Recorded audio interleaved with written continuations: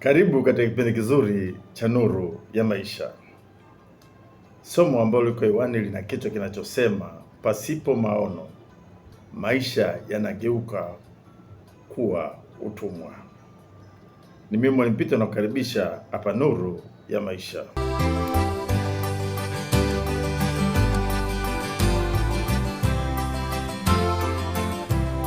Pasipo maono, maisha yanageuka kuwa utumwa.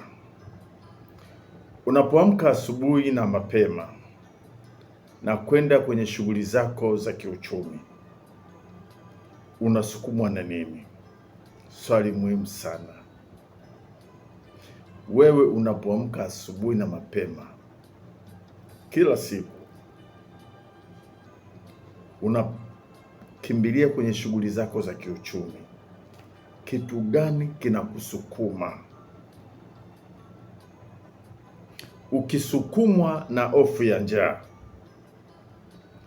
ukisukumwa na hofu ya kodi, madeni au presha ya maisha, unakuwa unaishi katika hali ya kitumwa.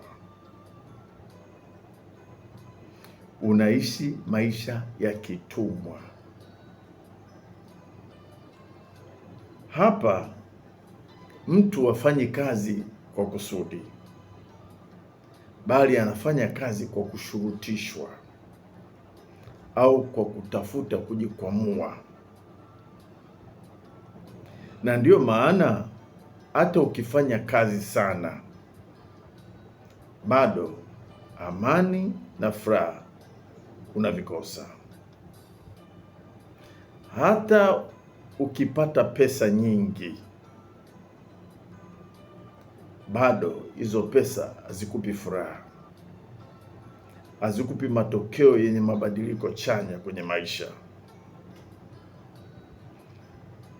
Unapoamka asubuhi na mapema na kwenda kwenye shughuli zako za kiuchumi na ukasukumwa na kitu tunachokiita maono, basi wewe unaishi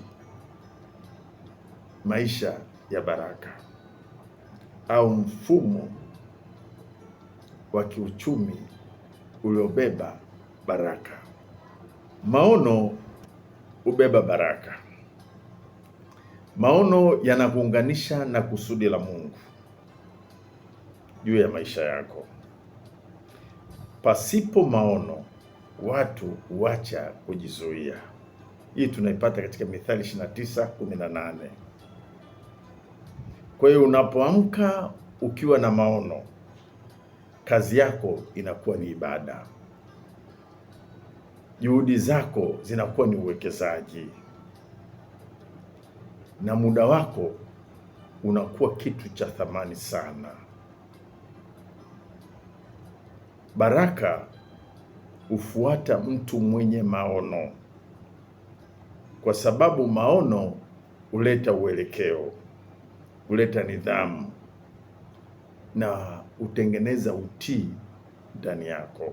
Tuangalie tofauti ya maisha ya baraka na maisha ya utumwa.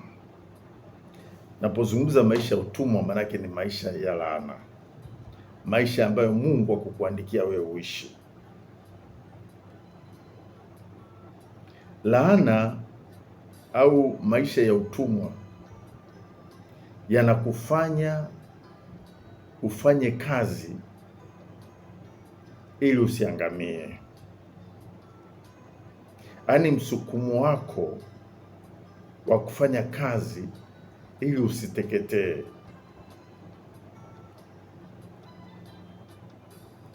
Hayo ni maisha ya utumwa. Maisha ya baraka yako hivyo.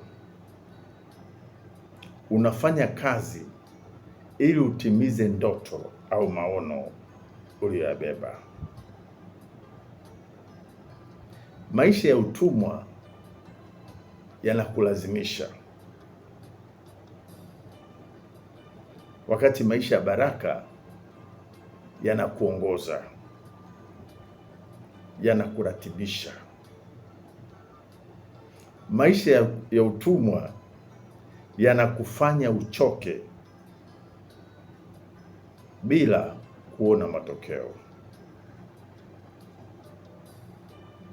wakati maisha ya baraka yanakufanya unachoka, lakini ndani yako una furaha tele, kwa sababu unauona ule mwisho wako ulivyo mzuri. Kwa hiyo kwenye maisha yako kila wakati jiulize swali hili: kitu gani kinakusukuma? Ukigundua sio maono, ujue unaishi maisha ya kitumwa, na maisha ya kitumwa mkono wa Mungu hauwi pamoja na wewe, kwa sababu Mungu ametutengeneza tuishi katika maono.